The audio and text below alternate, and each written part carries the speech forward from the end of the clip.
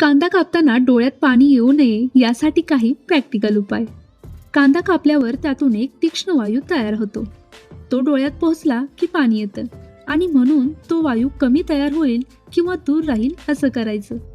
त्यासाठी पहिला उपाय म्हणजे कांदा कापण्यापूर्वी 10 ते 15 मिनिटे फ्रीजमध्ये ठेवा.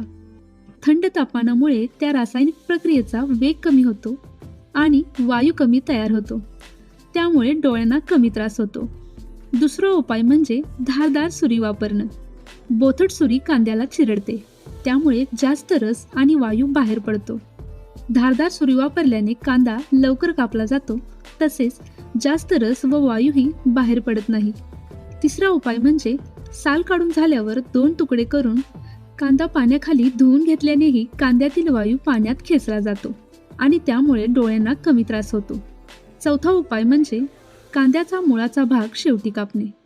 त्या भागात जास्त प्रमाणात ती द्रव्ये असतात जी वायू तयार करतात. शेवटी कापल्यावर त्याचा परिणाम कमी होतो.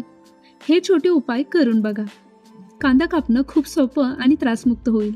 अशा रोज उपयोगी पडणाऱ्या किचन टिप्ससाठी चॅनलला सबस्क्राईब नक्की करा. धन्यवाद.